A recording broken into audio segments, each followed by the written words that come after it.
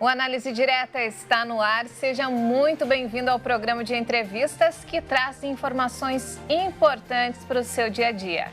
E hoje nós vamos falar sobre inteligência artificial, riscos, benefícios e uso responsável. E para tirar todas as nossas dúvidas sobre esse grande avanço da era digital, eu recebo o professor e pesquisador Gustavo Macedo. Não saia daí, o Análise Direta está só começando.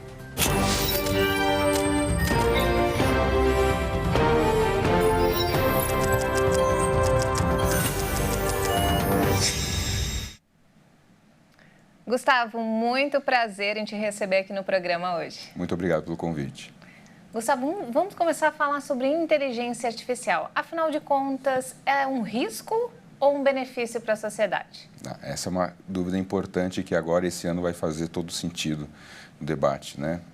A inteligência artificial ela ficou muito popularizada desde o ano passado. Ela existe já há muito tempo, na verdade. A inteligência artificial, eu costumo dizer que ela é uma ferramenta. É como se fosse um martelo. E o martelo você pode utilizar para construir uma cadeira ou você pode utilizar para tentar machucar alguém. A inteligência artificial, por si, ela não é nem boa nem ruim.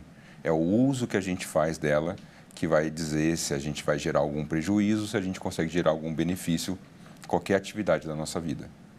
E o impacto da inteligência artificial nos empregos é outro tema que vem sendo muito debatido ultimamente. Sim. Olha, agora a gente está trabalhando muito na especulação daquilo que será o futuro do mercado de trabalho.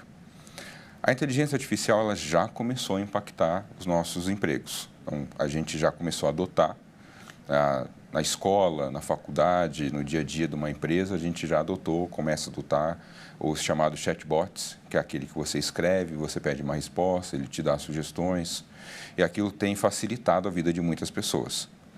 Por outro lado, a gente já começa a perceber que algumas tarefas do dia a dia começam a ser substituídas.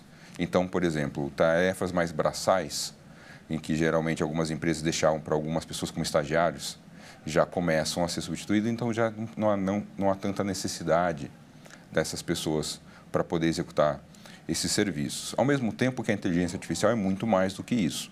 A inteligência artificial, ela é eu vou colocar aqui dessa forma, né? Esse espírito matemático que está por trás das tecnologias digitais. Então, ela é muito mais do que somente o chatbot, ela também é o algoritmo da rede social que você utiliza, ela é um filtro que você utiliza para fazer uma postagem ou gravar um vídeo. Então, isso já tem sido utilizado entre todos nós. Então, nesse momento, a inteligência artificial ela está surgindo para facilitar mais a nossa vida e já está começando a substituir algumas tarefas. Quando ela substitui algumas tarefas, ela começa também a substituir algumas pessoas. Agora, tem outra questão que é a projeção para os próximos anos. Aí a gente está falando um pouquinho de futurologia, mas baseado em alguns estudos de instituições muito sérias e renomadas ao redor do mundo. Vou citar uma, que eu vou começar pelo caso mais alarmante, para depois amenizar. Mas tem um instituto da Universidade de Oxford, na Inglaterra, que foi publicado ano passado, que dizia que aproximadamente de 3 a 4 bilhões de pessoas vão perder o emprego nos próximos 10 anos. Então, eu, por exemplo, sou professor universitário. Eu corro risco. Por que eu corro risco? Porque não é questão mais de ficção científica, você consegue colocar uma tela em que eu falo em qualquer língua, que é o chamado deepfake, falo em qualquer língua, falo sobre qualquer conteúdo com o aluno e um ensino personalizado. Né? Jornalistas, daqui a pouco, né? Porque o próprio motor de busca, ele não só vai começar a localizar a informação, como ele vai produzir a pauta, ele vai começar a propor a pauta e, eventualmente, ele será o próprio jornalista. O rosto que vai aparecer, né? O apresentador que vai aparecer, né? O editor e assim por diante. Médicos também? Médicos são uma das profissões que serão mais impactadas. A gente tem aqui, por exemplo, no caso em São Paulo, sem citar nome de instituições, um grande hospital, um dos mais renomados, que tem um grande centro tecnológico, em que esse centro já tem algumas funções que são geridas por inteligência artificial. Então, médicos que estão já há muitos anos na área estão precisando aprender a lidar com a inteligência artificial. Eu quero dizer com isso, não é que você precisa aprender programação, mas você precisa aprender a trabalhar com a ferramenta, quais são os limites, quais são as possibilidades, ler os resultados, interpretar os resultados.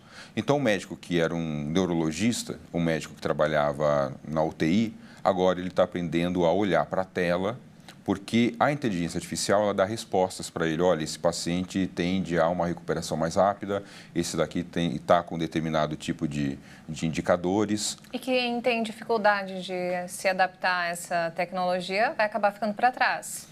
Então, sim, existe essa possibilidade. E para isso a gente tem duas respostas. A primeira, obviamente, é a busca por uma profissionalização, por uma atualização, para primeiro a gente entender, e eu digo isso sempre, que é para a gente primeiro entender que não há necessidade de ficarmos desesperados. Então, a inteligência artificial ela não vai nos deixar desempregados nos próximos 6 meses, mas ela vai provavelmente levar à falência nossas empresas nos próximos 5 anos, em vários lugares do mundo. Então, não há necessidade de agora, essa semana, você ir atrás de um curso e fazer um monte de curso, não necessariamente, mas é importante que você pense em incorporar isso nos próximos 12 meses, 24 meses. Da mesma maneira que a gente precisa entender que o mercado ele é tão dinâmico que mesmo você aprendendo um pouco mais sobre inteligência artificial, nada é uma garantia de que você terá empregabilidade no futuro. Porque a qualquer momento, aquilo que você faz pode ser facilmente substituído. Não só na tarefa, mas a sua função pode ser facilmente substituída. Então, você ser uma excelente apresentadora pressupõe estudo e tal, várias outras tarefas no dia a dia que o pessoal não vê quando você está fora das câmeras. A inteligência artificial, em tese, poderia fazer tudo isso e ser apresentadora. Então, não faz sentido você só entender a usar a ferramenta. O que a gente tem falado muito sobre isso também é que será necessário em algum momento, isso é uma discussão universal, todos os países estão passando por essa discussão, pensarmos numa intervenção do governo, um acordo junto às empresas, algo como uma renda básica universal. Por quê? Se o número de desempregados for mais rápido do que a capacidade de gerar novos postos de trabalho, a gente vai ter uma massa de desempregados tremenda nos países nos próximos 10 anos. A gente não consegue estudar tão rápido. Eu levei 5 anos na faculdade, você deve ter levado algo próximo disso também. Então, nós, seres humanos, a gente não consegue aprender tão rápido ao ponto de ocupar novos postos. Tem um tempo de aprendizagem. Sim. Né? Então, a inteligência artificial, ela está chegando mais rápido do que a nossa capacidade de aprender sobre ela. Então, haverá um determinado momento em que as pessoas vão ficar, talvez, desocupadas ou vão perder muita renda. Mas isso pode gerar uma crise econômica mundial, né? Porque Sim. Se a pessoa fica desempregada, ao mesmo tempo ela para de comprar. Sim. E a economia exatamente. não gira. Não gira, exatamente. O que adianta ter uma tecnologia fazendo tudo se a economia não gira? Exatamente, ótima observação. Um efeito rebote, né? Ótima observação. E aí vem uma pergunta básica, que é para que a gente quer inteligência artificial? Nesse momento, o debate da inteligência artificial ele tem sido dominado pelas grandes empresas que produzem inteligência artificial. Elas produzem, e aí elas são muito boas de marketing, porque elas vendem isso como sonhos. Olha, então a inteligência artificial ela vai ajudar a gente a encontrar a cura do câncer, a inteligência artificial vai ajudar a gente a encontrar uma forma de energia mais sustentável, a inteligência artificial vai ajudar a gente a ter carros voadores. Tem muitas dessas, do marketing dessas empresas, que está meio que no âmbito da utopia. Agora, o que muitas vezes não se diz? Quem é que vai ter dinheiro para poder comprar o carro voador? Exatamente. Quem é que vai ter o dinheiro para poder fazer o tratamento de cura do câncer? Quem que vai ter o dinheiro para poder ter um robô dentro de casa? É o que você falou. Na medida em que a gente vai ficando desempregado, a gente vai tendo um excedente do resultado do trabalho que vai ficando acumulado na mão de algumas pessoas, né? E aí a gente vê que essas grandes, as chamadas Big Techs, elas têm tido lucros exorbitantes, né? Já são algumas das empresas mais lucrativas do mundo, né? Em comparação com empresas tradicionais da indústria farmacêutica, do petróleo e assim por diante. Essas Big Techs agora elas estão no topo. E elas precisam, não só elas, mas a gente precisa fazer esse debate. Por isso que é tão importante a gente estar aqui hoje conversando. Porque o debate ele precisa ocorrer no âmbito da sociedade. Então, nós, enquanto cidadãos, a gente precisa se interessar, enquanto profissionais, pai, mãe, irmão, marido, mulher, Enquanto políticos, partidos políticos, o governo precisa se interessar por isso. E aí eu já adianto, no mundo inteiro, todos os países estão atrasados em relação a esse debate. Atrasados no sentido de conseguir oferecer uma solução boa o suficiente para dar conta do ritmo da transformação. Você não acha que, de certa forma, já meio que saiu do controle? Porque se você vê, por exemplo, só voltar no ano passado, quando os próprios criadores da inteligência artificial se reuniram e fizeram um alerta para o mundo pedindo que os governantes regulamentassem a inteligência artificial. Você acha que isso já não é um alerta que, tipo, opa, já meio que saiu do controle, e agora? O que fazer? Sim, você tem razão, é um alerta. Eu leio de duas formas esse episódio que aconteceu ano passado.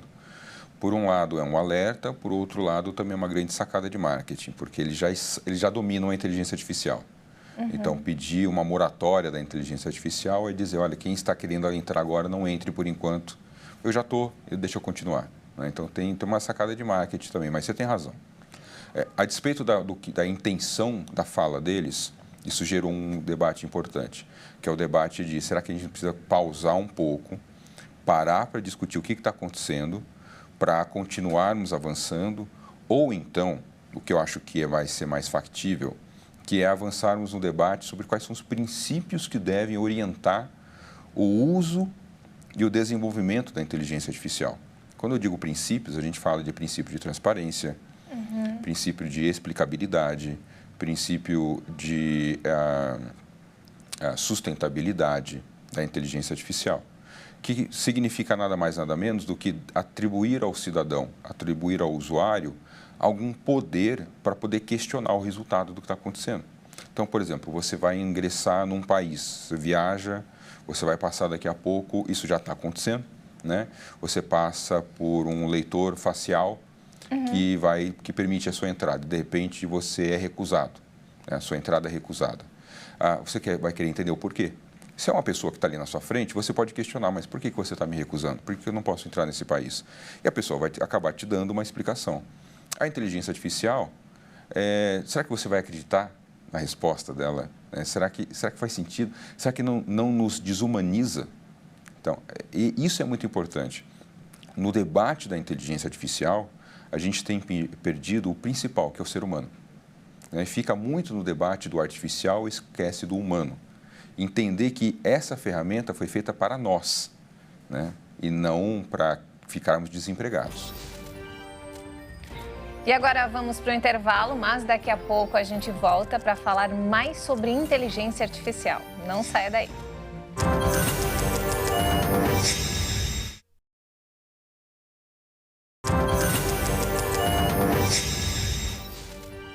E o Análise Direta está de volta e no programa de hoje a gente fala com o professor e pesquisador Gustavo Macedo sobre inteligência artificial, riscos, benefícios e uso consciente. Gustavo, como a gente estava falando no bloco anterior sobre a segurança, o que nós podemos fazer para nos proteger dessa inteligência artificial que nem nós sabemos direito o que é, né? Exatamente, nem a gente sabe direito como ela funciona. E a gente também não sabe direito quais são os riscos que estão atrelados a ela. Muitas vezes a gente acaba descobrindo o risco depois quando é tarde demais, né? Como se fosse um acidente. Bom, antes de mais nada, o que a gente precisa avançar é no debate da regulação da inteligência artificial. O debate da regulação da inteligência artificial, no meu entendimento, ele tem que levar em consideração dois grandes princípios. O primeiro é o respeito à dignidade humana, então direitos humanos, liberdade. E a outra seria o respeito à liberdade econômica, né? Então, não tentar encontrar um equilíbrio entre uma regulação que ela garanta os direitos sem prejudicar a capacidade de inovação, ou seja, para que a gente consiga ter uma dinamicidade. Como a inteligência artificial, e aqui eu estou falando de inteligência artificial no singular, né, mas existem várias tecnologias de inteligência artificial, elas podem ser aplicadas para diferentes usos. E muitas vezes você não tem um tempo muito grande para você poder ficar testando antes de lançar no mercado. Quando você lançar no mercado já é tarde demais. Então, o que a gente faz muito? A gente tem uma expressão que a gente utiliza, mas que vem do inglês, que é a expressão do sandbox, né, que seria a caixa de areia.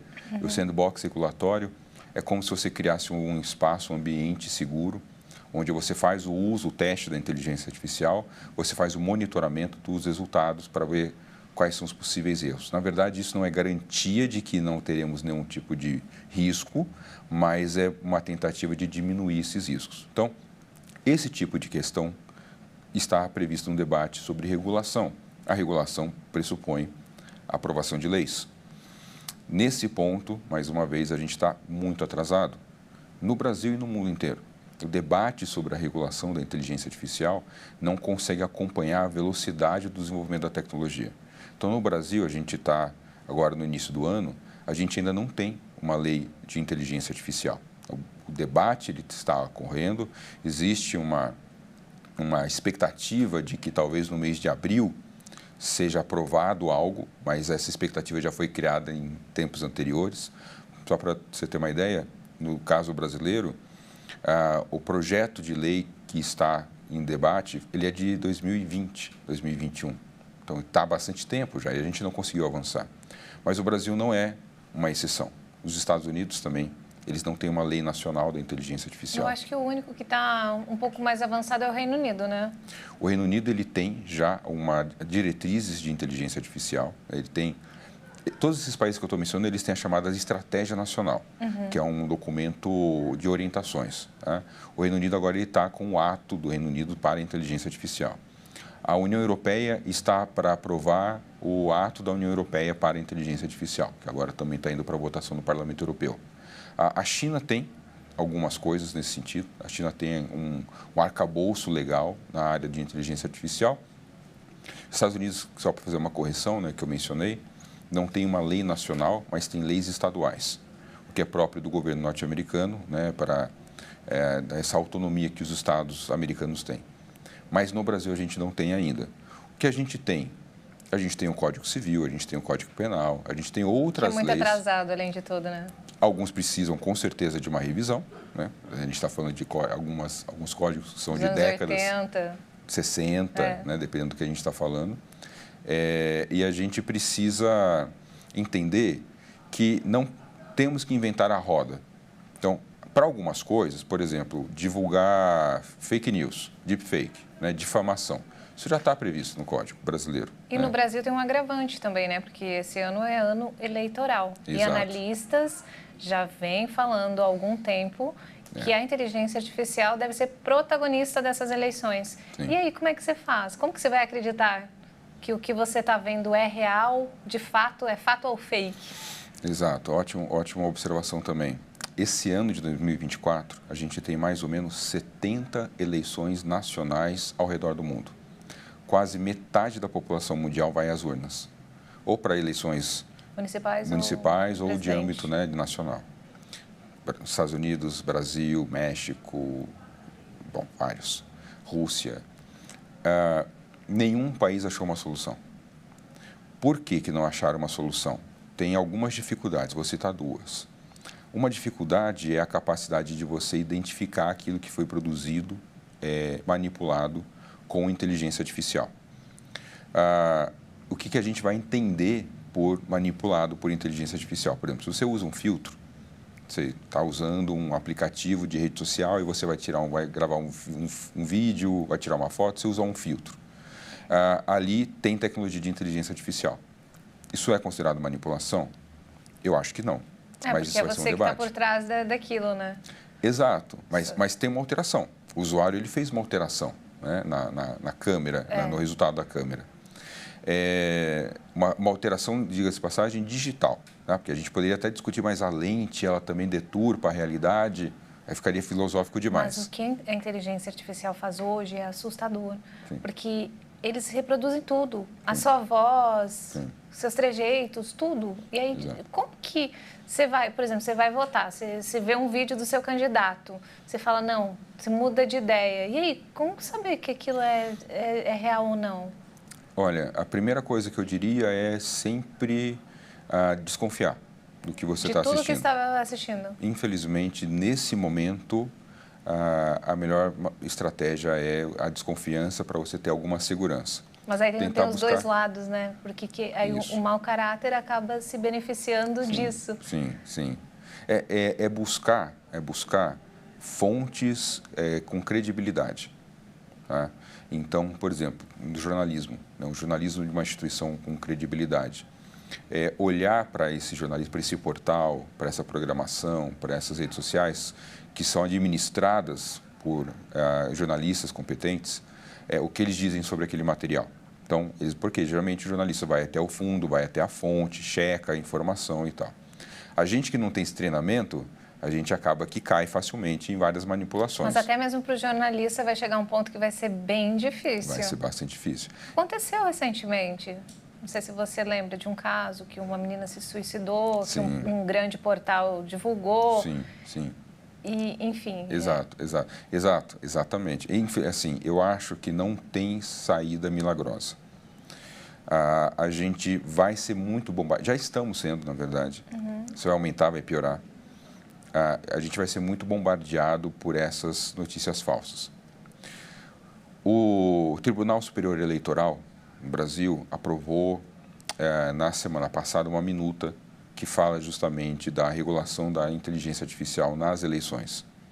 Proíbe o uso, a manipulação com vistas a grande disseminação, prejudicar opositores, ou para você fingir que você está conversando com o seu candidato, como se fosse um WhatsApp, um chatbot do seu candidato. Isso vem sendo discutido desde o ano passado no Congresso.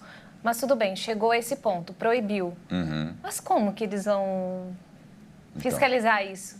Então, aí está uma outra dificuldade que eles ainda não responderam. Proibir é fácil, mas e aí, na prática? Como que vai funcionar? Né? Na prática, funcionaria se quem produz incorporasse uma tecnologia, que seria uma tecnologia que a gente chama de metadado, que seria o equivalente a você ter uma marca d'água invisível naquilo que você produz, que pode ser lido, né, por outros algoritmos e identificado a origem e o caminho daquilo que se produziu. É uma questão mais técnica, mas isso pressupõe que as pessoas passariam a usar dessa maneira. Isso ainda é muito difícil hoje, porque pressupõe que todo mundo passe a jogar com as mesmas regras.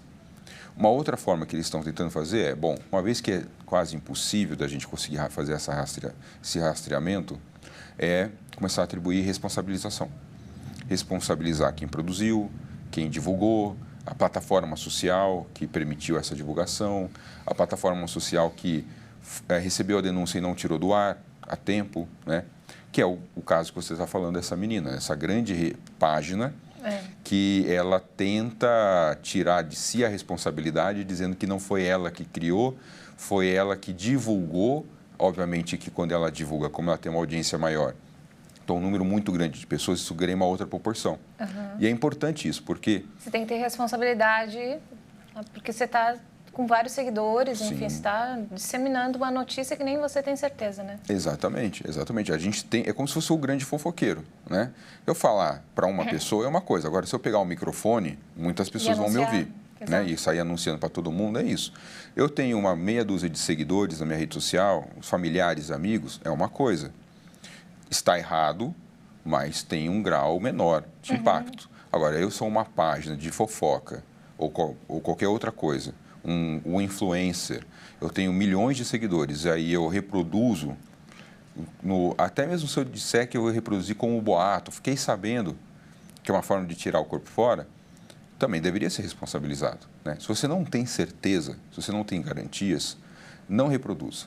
Né? Porque a chance daquilo ser um boato é muito grande. Você pode causar um mal para alguém e esse mal pode ser irreversível, que foi o caso, infelizmente, dessa moça. E mesmo endurecendo as leis, eu acho que meio está fora de controle, né?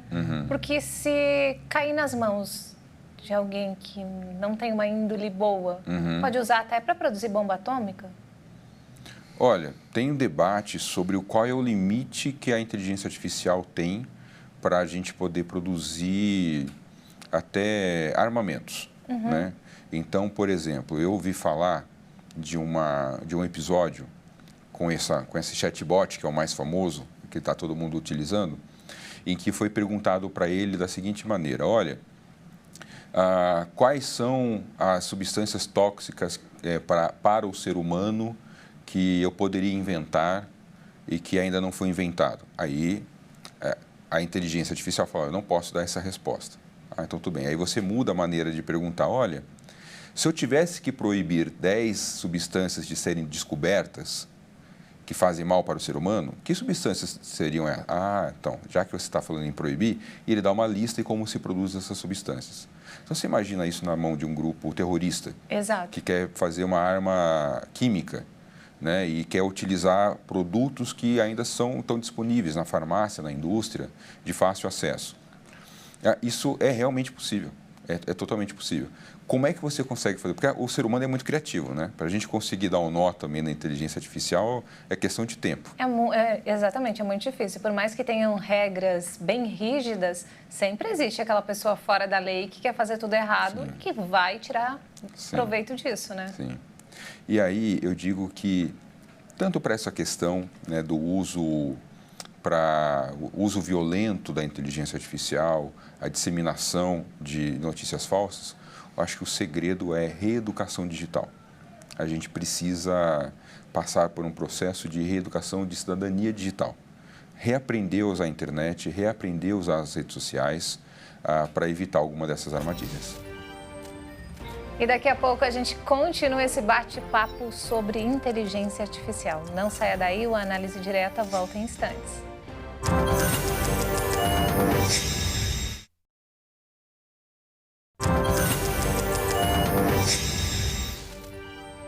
Nós estamos de volta com o programa Análise Direta e o nosso convidado de hoje é o professor e pesquisador Gustavo Macedo.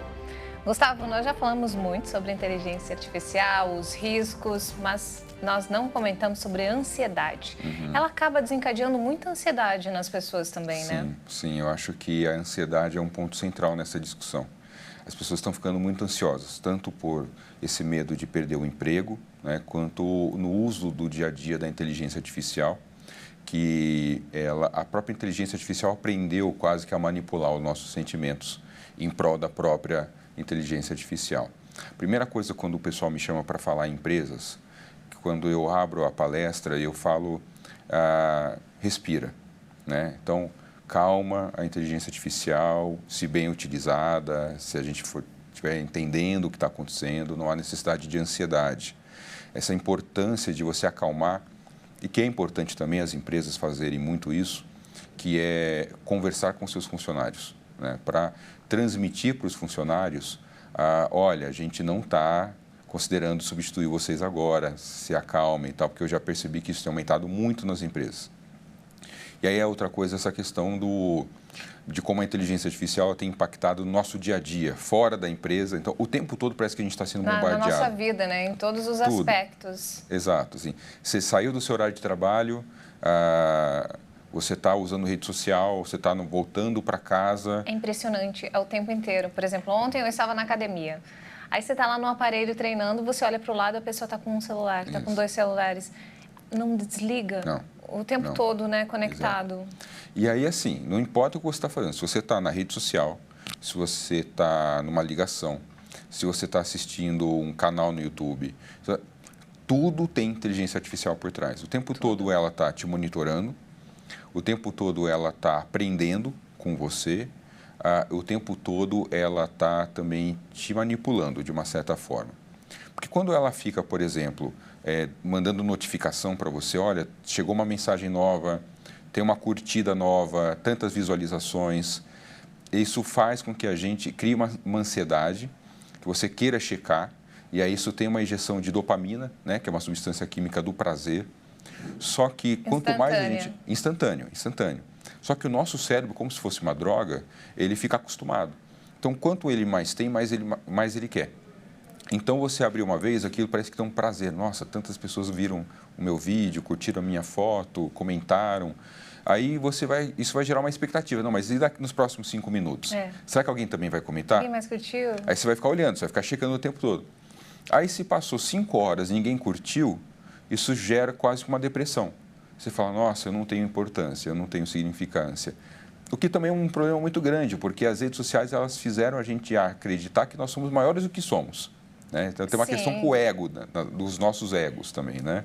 A gente se achar o centro do universo, a gente achar que Não é bem assim. E a pessoa também fica, como nós comentamos no bloco anterior, sobre filtros, esses tratamentos que são usados Sim. através da inteligência artificial, e a pessoa fica se comparando com uma imagem que, na verdade, não existe. Exato. E aí gera depressão, ansiedade. Ah, por que ela é tão bonita e eu não? O que eu tenho que fazer? Aí as pessoas começam a procurar muitas cirurgias plásticas e desencadeiam uma série de problemas, né? Uma série de problemas, aí eu acho que independente da idade. Exato. Né? Não estão falando só pessoas mais novas, mas pessoas mais... todas as idades. Todas as idades. A busca por um corpo perfeito, a busca por uma viagem perfeita, por um relacionamento perfeito, pelo carro do ano. As pessoas só compartilham momentos bons, né? Claro, difícil, né? Todo mundo tem o lado bom e o lado ruim da vida. Claro. Só que na rede social, as pessoas só compartilham o que é bom. Com certeza. Principalmente se for uma pessoa que vive disso. Exato. É uma pessoa que tem muitos seguidores, é claro que ela vai montar a foto. Ela passa, às vezes, um dia inteiro para montar uma foto que parece espontâneo. Parece que ela está feliz. Mas monta tudo, a vida da pessoa. Muitas vezes eu conheço pessoas que trabalham com isso e eu que conheço a pessoa do outro lado, fora das redes sociais, eu sei que ela não vive aquela vida. Mas para ostentar e para atrair o público, faz sacrifícios para chamar a atenção. E quem está vendo não tem ideia. Aí compara, né? Nossa, por que ela vive uma vida tão legal e eu não? A gente esquece que essas pessoas são atores e atrizes. Exato. Né? A gente está acostumado a olhar... Porque isso já é normal. Né? A televisão nos ensinou isso, né? A gente confunde, a gente vê um ator, uma atriz, a gente acha que é perfeita a vida dessa pessoa e você cruza com a pessoa na rua, você fala, nossa, a pessoa não era tudo isso, ou estava pegando um táxi, eu achei que ela tinha um carro esportivo.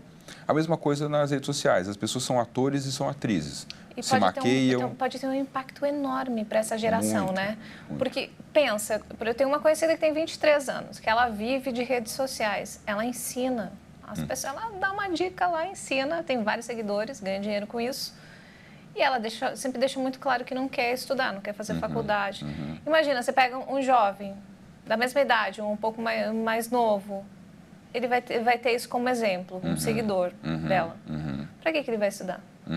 Então, impacto, né? Esse ponto também é importante, que é assim, eu não vejo necessariamente como um problema a pessoa ter uma atuação nas redes sociais, a pessoa ensinar, principalmente se for um conteúdo bacana, né, o autocuidado, não tem problema. O problema é a pessoa ela começar a incentivar um estilo de vida superficial, um estilo de vida não sustentável, né, economicamente inviável, e eventualmente desvalorizar aquilo que a gente precisa, que é, por exemplo, bons profissionais que vão fazer cursos, que vão para a faculdade. Então, a gente precisa de médicos, a gente vai precisar de advogados, a gente vai precisar de professores para crianças, de enfermeiros, de engenheiros, de arquitetos.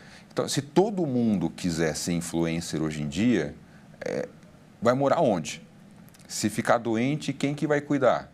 Se precisar e chegar até um lugar, vai andar com que carro? Então, assim, a gente precisa entender que existe também um glamour por trás dessa vida digital, que é a inteligência artificial. Ela aprendeu que a gente gosta, que a gente quer, e ela reforça isso quando o algoritmo ele fica mostrando sempre o mesmo tipo de conteúdo para você, quando o algoritmo ele fica incentivando que você fique abrindo o aplicativo o tempo todo, que tem um ponto importante. As pessoas acham que esses aplicativos são de graça. Que você compra o celular, você baixou, você criou uma conta, você começa a utilizar e você não está pagando nada por isso. Eu sempre digo para o pessoal que quando o serviço é de graça é porque o produto é você. Na verdade, o que está acontecendo? Você está alimentando, conforme você usa, você está alimentando o aplicativo com seus dados. E esses dados são usados por essas empresas para produzir serviços mais interessantes. Tá vendo, dona de casa? É por isso que quando você procura um fogão, uma vez na internet, ele vai aparecer o tempo todo na sua tela. É exatamente isso, né? Exatamente. Até o aplicativo, o algoritmo entender que você perdeu o interesse depois de, sei lá, 2, 3 semanas e agora você está usando para procurar outra coisa, uma receita de bolo. Qualquer coisa que você procura lá. Uma viagem para o Nordeste. Sobe o tempo inteiro na sua tela. Vai ficar. Isso é inteligência artificial? Isso é inteligência artificial. É um tipo de inteligência artificial. Né? Se você só fica seguindo páginas de pessoas que estão na academia o dia inteiro, que tem corpos perfeitos, então é só isso que vai aparecer para você. Se você gosta de moto, vai moto, então é assim por diante. Então, aí volta para a questão da reeducação. A gente teve, a nossa geração, né? Eu estou com meus 30 e poucos anos, eu entrei na internet sem educação digital. A internet chegou na minha casa como se fosse uma coisa maravilhosa, em que eu poderia utilizar a terra de ninguém, posso encontrar um monte de coisa bacana, e eu não fui educado sobre como funciona a internet, o que está por trás da internet, por que a internet, entre aspas, é de graça, né? O que está por trás disso, na verdade. Então, pouco a pouco, a gente foi preparando a população para se acostumar ao uso constante sem fazer essa análise reflexiva. E aí agora as novas gerações já entram direto. Já entra, cria uma conta de rede social, já fica o dia inteiro utilizando o aplicativo, está acostumado com a tela, está viciado com o tempo de tela muito alto. Eu sou professor. É uma epidemia de celulares em sala de aula. Quer dizer, eu não consigo tirar o celular. E se você pudesse dar uma dica para uma mãe, para um pai, o que você falaria? Olha, na minha opinião, tá? Antes de mais nada, filho meu, eu não tenho filhos, então assim, é fácil eu falar porque eu não tenho. Então, o pessoal tem que saber disso. Mas eu estou falando isso com base em algumas pesquisas que a gente tem acompanhando, tá? Eu não deixaria os meus filhos terem acesso a celular e internet até uma certa idade. Quando eu digo até uma certa idade, até algum momento da adolescência, quando há algumas questões básicas da formação da personalidade dessa criança já se consolidaram. Então, primeira coisa. Outra coisa, eu teria uma conversa constante dentro de casa, junto com eles, sobre os riscos, né? As crianças aprendem muito por exemplo. Então, não adianta também os pais falarem isso e os pais ficarem o tempo todo com o celular na mão. Então, que é a minha geração. Eles replicam o que eles estão vendo. Eles estão vendo, ele vê que o pai está ali, o pai está interessado, ele quer saber o porquê que é tão interessante, ele também quer usar. Então, eu acho assim, a educação começa dentro de casa, eu aprendi dessa maneira. Então, antes de mais nada, os pais colocarem na cabeça dos filhos, olha, isso daí é uma ferramenta, você tem que usar, você não pode ser usado, né? E se o seu filho precisa ir para a escola com celular, por uma questão de segurança, para se comunicar com você, instrua o filho. Olha, não usa, né? Segura, não fica utilizando o tempo todo. Se a escola, recomendar que os celulares fiquem guardados, apoie essa decisão da escola, né? Porque a escola é um ambiente de socialização, de aprendizado, não é um lugar para o seu filho ficar gravando TikTok, para ficar gravando vídeo, para ficar checando foto e fazendo uso extensivo de redes sociais. Gustavo, muito bacana. A gente, com certeza, eu aprendi muita coisa, o público de casa também. Foi uma aula. E para quem quiser seu contato, como que faz? Você dá palestras? Sim. O pessoal quando convida a gente, tem empresas que convidam, outras instituições que também têm interesse, podem me encontrar no @prof. Gustavo Macedo, no Instagram, ou então pelo e-mail contact, né, no inglês, contato, né, contact@profgustavomacedo.com. Você dá palestra em empresas? Sim. Como que é? Conta um pouquinho pra gente. Então, o meu serviço de consultoria, ele pressupõe tanto palestra, empresa, para falar sobre esses temas diversos, né? Aí, quando a palestra, a gente sempre direciona para a realidade da empresa, se é para falar com os funcionários que estão começando a descobrir a inteligência artificial. Também são serviço de consultoria, em que a gente faz pesquisa de mercado. Quando eu digo pesquisa de mercado, é para ajudar a empresa a entender como que a inteligência artificial pode impactar dentro e fora. Dentro, como que eu posso incorporar a inteligência artificial no meu dia a dia. E fora, como que a inteligência artificial impacta o meu mercado, a minha existência, os meus concorrentes. Então, esse tipo de serviço que a gente oferece para o pessoal que acaba precisando e procurando a gente. Então, o segredo é não ficar com medo, nem ansioso, e encarar isso de frente, né? Exatamente. Não ter medo e se mexer. Muito obrigada, Gustavo. Eu que agradeço o convite. E o Análise Direta fica por aqui. Continue ligado na nossa programação, porque aqui você sempre tem um especialista renomado tirando todas as suas dúvidas. Muito obrigada pela companhia e até a próxima.